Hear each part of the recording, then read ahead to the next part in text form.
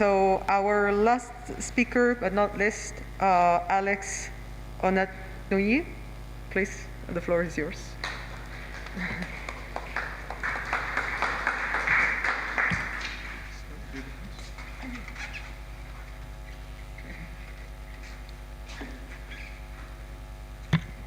Good morning. My name is Alex Onatoyi. I'm from the University of Yeda, and I'm a Medford student. I'm talking to us today on choice of forestry program by undergraduate students and willingness to further their career in forestry by undergraduate forestry students in Nigeria. For my introduction, our motivation to study forestry differs from one student to another. Just as our faces are, so is our motivations different. Also, it is one thing to start your bachelor's in forestry. It is another thing for you to be willing to continue to study forestry. I give us a little bit background about my country. That is my country, Nigeria, in the map. And in 1963, university forestry education started in my country at the University of Ibadan with the support of FAO. And around late 1990s and 2000s, the year 2000s, there were low enrollments in forestry programs in different universities across the country. But as of today, there are about 10,000 students studying forestry across 40 universities in Nigeria. Yes, what are my research questions? For this study is my bachelor's thesis study, and the three main questions I asked students is why do they study forestry? Why are they studying forestry? Then the second question is, are they willing to pursue a career in forestry? And the third is, are they willing to do a postgraduate study in forestry? Because in my own country context, you could apply for an admission into a program and you could be admitted into another one. So we want to know if they'll be willing to continue in this newfound field. This is my study area. Kwara State and Futa. My university is the University of Ilorin. It was established in 2011. The Department of Forestry was established in 2011. That's about 10 years from now, while the other one has spent about 30 years plus and have even produced professors by now. So I wanted to compare what is going to be the differences between students in these two universities, and these are my results. Yes, I did a survey using a digital platform called Kobo Toolbox to assess my questionnaires. And I also conduct interviews with the head of Department of Forestry in both universities.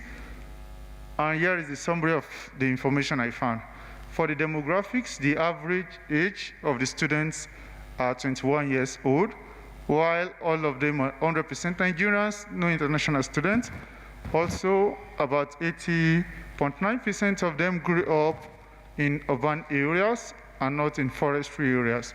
Also, 50.6% of the total student population that responded to the survey were females, making a balance between male and female in terms of enrollment.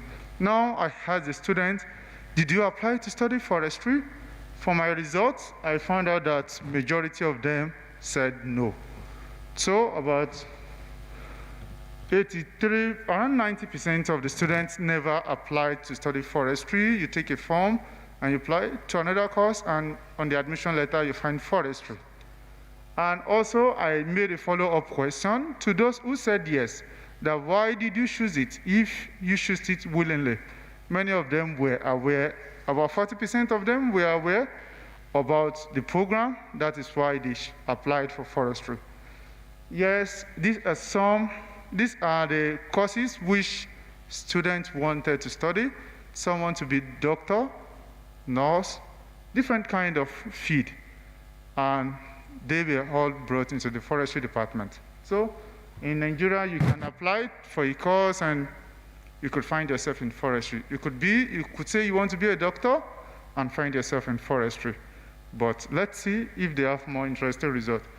So I found out, okay, when you finish your studies after 5 years, do you think you'll be willing to work in forestry? Many of them are undecided. And the main reason for their undecidedness is they're not sure if they will find job in the sector. So many people, they said, oh, I'm not decided whether I'm going to work in this field or not. On the other side, I asked them if they will also be willing to do a master's degree. Surprisingly, they were not decided to work in the forestry sector, but many of them were decided to pursue a master's degree in forestry. Now, coming to the twist of the matter, I found out, okay, if you want to do your master's degree in forestry, where would you like to do it? Then it was surprising to find out that about 83% of them do not want to do their master's degree in Africa or in Nigeria as a whole.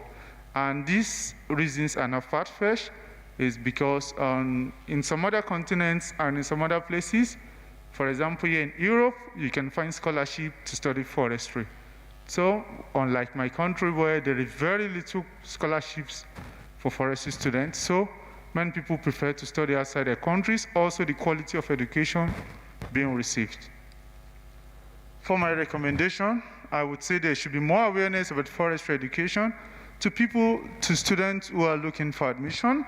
Also, the curriculum should be reviewed so that students can find job opportunities. For the third thing is that universities in Nigeria and Africa should provide scholarship and better study opportunities. Reflectively, I want to thank the University of Leida International Student Grant for giving me the opportunity to be part of the Med4 Class 2020. And I want to appreciate my respondent as well as my supervisor who also provided funding for the research. And I quote from one of the students, it says, forestry is a great course, it's a great study course which students should be aligned in when thinking of a professional course to do. Before I round up, since I still have some minutes, I will tell you some of the follow-up things I've done aside this research. After this research, I was also part of a study to do the global outlook on forest education, and I interviewed forestry graduates to see if they find job. Unfortunately, very few of them find job in forestry sector. Then I didn't stop there. Currently, maybe by next month, we should be launching a book which I led and co-authored on forestry careers in Africa. So I am also contributing to the solutions about the problem of forestry education in Africa, and also on joining Simon, I'm the joint IFRISA Task Force coordinator for the joint IFRISA Task Force on Forest Education, and I want to say thank you for giving me the privilege to speak about my study. Thank you.